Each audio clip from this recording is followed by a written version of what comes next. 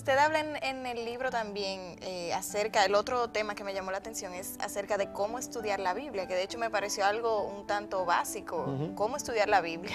Me pareció hasta extraño encontrar ese tópico en el Claro. bosquejo del libro. Entonces entendí que tal vez, y le hago la pregunta, si esto viene a ser parte de la razón o de la causa del desvío doctrinal del que hemos estado hablando. Creo que sí, a las 3 de la mañana, parece que el Señor me está despertando temprano en la mañana, porque mi pensamiento está dirigido.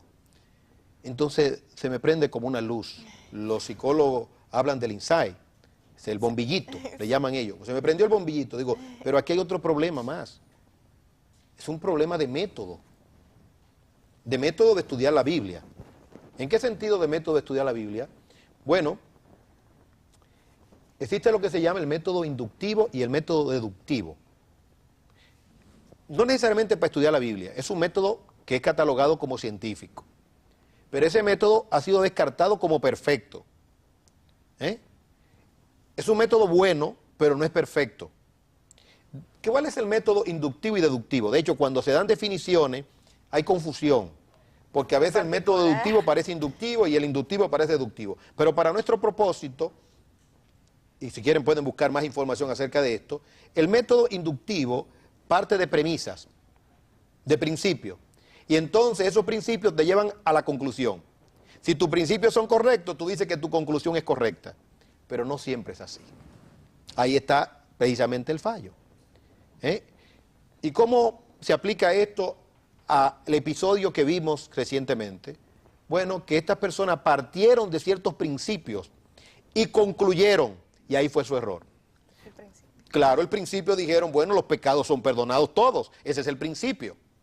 Concluyeron, bueno, si él creyó en Cristo, entonces sus pecados le fueron perdonados, aunque se dé un tiro, aunque esté acostado en la cama de una mujer ajena, aunque sea un homosexual, porque todo se aplica. Es la misma cosa, sus pecados le fueron perdonados, fue un desvío que tuvo, fue que se acostó con otro hombre, le dio un infarto al corazón, se murió y está con el Señor. Y le hacemos un memorial, pero no van a decir que fue que estaba acostado con otro hombre. No, él murió, le dio un infarto nada más, pero no van a decir que estaba acostado con otro hombre.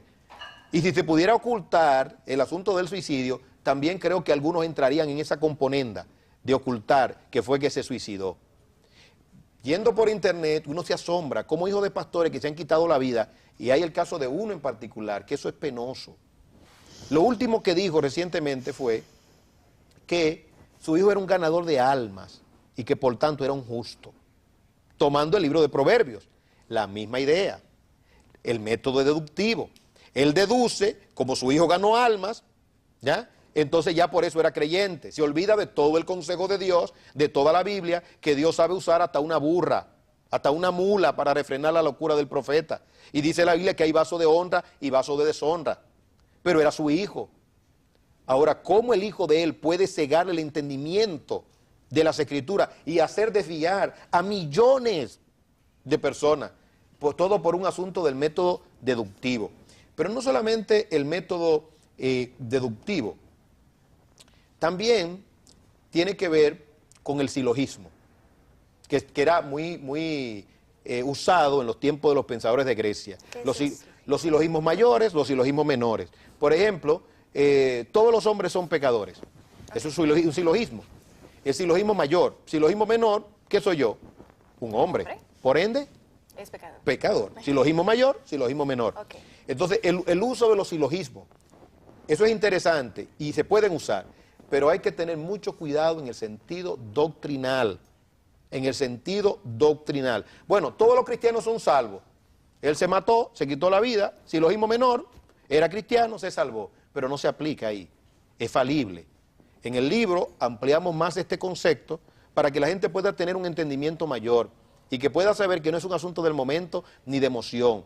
Es un asunto, ¿perdón? Ni de tablita de verdad. Ni tablita de verdad. Tablita de la verdad. No, y que todos los hombres tienen que ser sondeados y hay que revisar doctrinas y hay que revisar teologías, a ver qué es lo que está pasando, ¿ya?